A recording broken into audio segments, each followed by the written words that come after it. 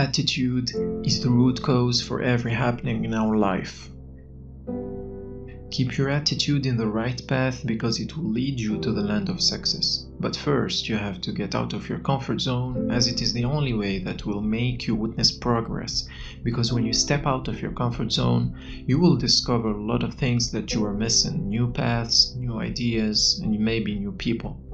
And one day, you will be grateful that you took that small leap of faith out of your comfort zone. It is a known fact that success happens to those who believe in themselves and trust their strengths. And you have to keep that in mind. You will find many hurdles in the path of success. And it is your job to find a way to jump off those hurdles without letting yourself down. Never ever give up, because constant effort is the key to success. Keep grinding and keep going no matter what. Next thing is, in order to reach the heights, our way of practicing life should be changed according to our current position. Keep going with changed habits, suiting your surroundings, and aiming to achieve success in your life. Believe that whatever work you are handling and whatever way you are dealing, the belief you are going to put into it is going to fetch you success. So believe in what you are doing and success will be yours automatically. And don't forget that being positive in your life counts the most. Positive thoughts give you positive results and happiness. Be positive in your deeds and have the mindset of a successful person. Self-motivation is very important to achieve quicker success. Motivate yourself and be the motivator for your activities. You will definitely get the first place very soon. Successes without obstacles are inevitable. It is in our hand to overcome those and win over. No one knows the destiny of their life, but once destiny is in their hands, perform your duties to your heart, your destiny will be as good as you think.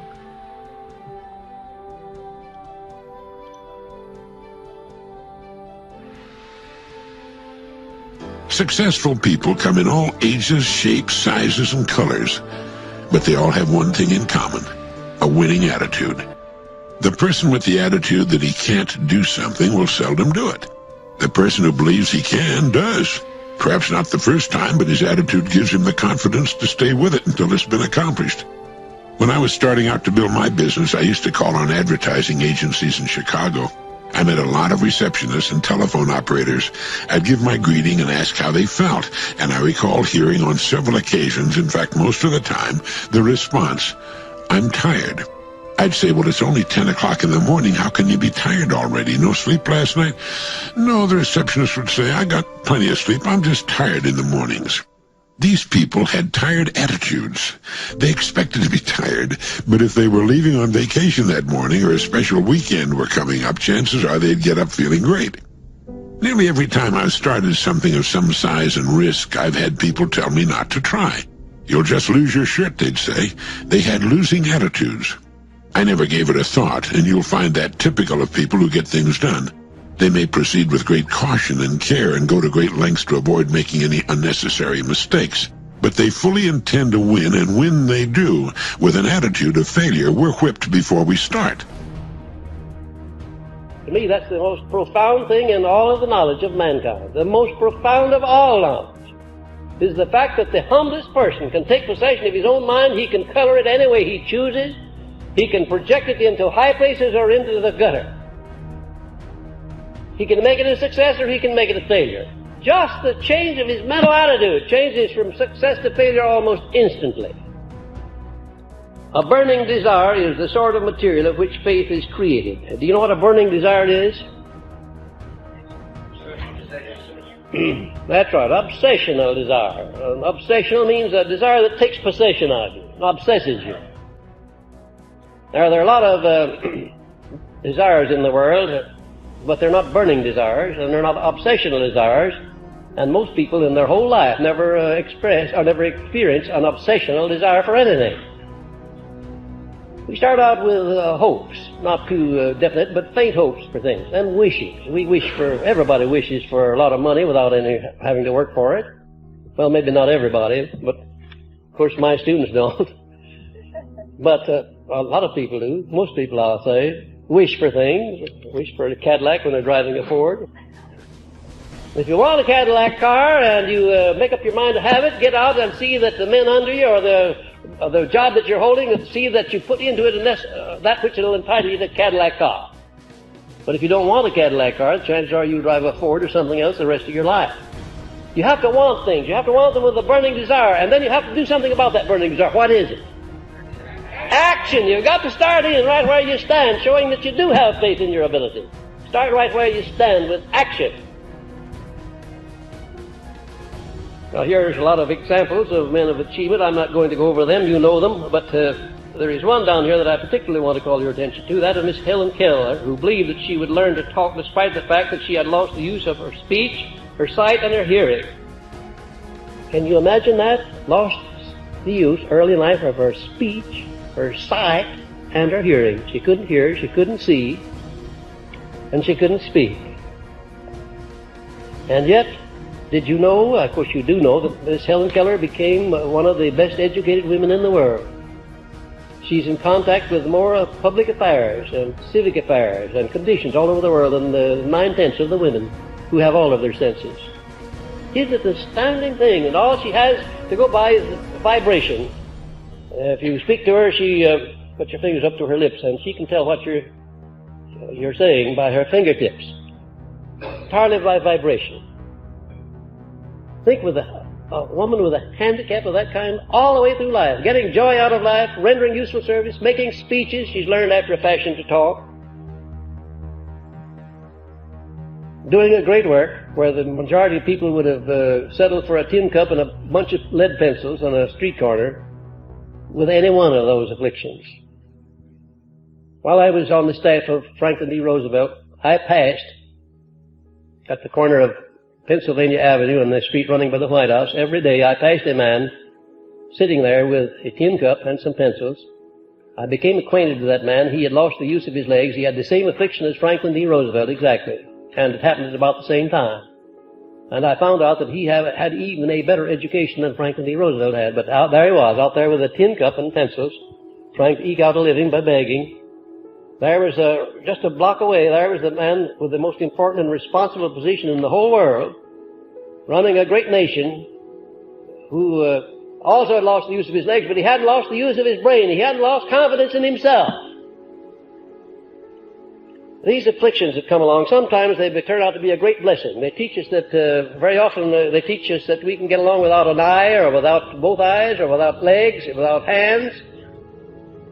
We can get along without a lot of things if we have the right mental attitude toward what's left of us. That's important. If you would have faith, keep your mind on that which you want and not on that which you do not want. The understanding of self-worth is the beginning of progress. Now, if those three don't get you, this one will. Worry. That's a devastating disease. Worry. Worry causes health problems, social problems, personal problems, family problems. It's devastating. Worry long enough, it'll drop you to your knees. Could reduce you to begging. I know how bad this one is. I used to have it bad. I used to be known as a super worrier. Not a super warrior. No, super worrier. My family wished I'd have been a warrior. I got those years to make up for. But I'll tell you what. My advice to you is do what I finally did on worry. Give it up. Who needs it? I'm not saying it's easy. I'm saying it's worth it. It took me almost 1 year to kick the worry habit, and it was not an easy year. It was one of the toughest years I ever spent, but I finally got that monkey off my back. And I discovered you could live the most incredible life free of worry. Not free of challenge, not free of difficulty, free of worry. I learned how to do it, and you can. Here's the next attitude disease. Over-caution. Some people never will have much. They're too cautious. Now, you can also be too reckless, but you can also be too cautious. This is called the timid approach to life. And my caution was always the risk. Risk used to drive me right up the wall. I used to say, what if this happens? It's called the language of the poor. What if this happens? And on top of that, if this was to happen, look at the fix I'd be in. I better not try. I could always ace myself out. Then I'll tell you what changed my whole life when I finally discovered it's all risky. The minute you were born, it got risky. If you think trying is risky, wait till they hand you the bill for not trying. If you think investing is risky, wait till you get the tab for not investing. See, it's all risky. Getting married is risky. Having children is risky. Going into business is risky. Investing your money is risky. It's all risky. I'll tell you how risky life is. You're not going to get out alive. That's risky. The Englishman says, well, if that's the way it's going to work out, let's give it a go. Right, that's what it's for. Give it a go. Somebody says, yeah, but I'm looking for safety and security. Fine, then huddle in a corner.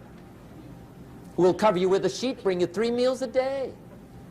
And we'll protect you, feed you, look after you, care for you. We won't let anything happen to you, and you'll probably live to be 100. The guy said, well, yeah, I'd live to be 100. But what a way to live. Right. What a way to live, safe and secure. Don't ask for security. Ask for adventure. Better to live 30 years full of adventure than 100 years safe in the corner. And see, it's not important how long you live. What's important is how you live.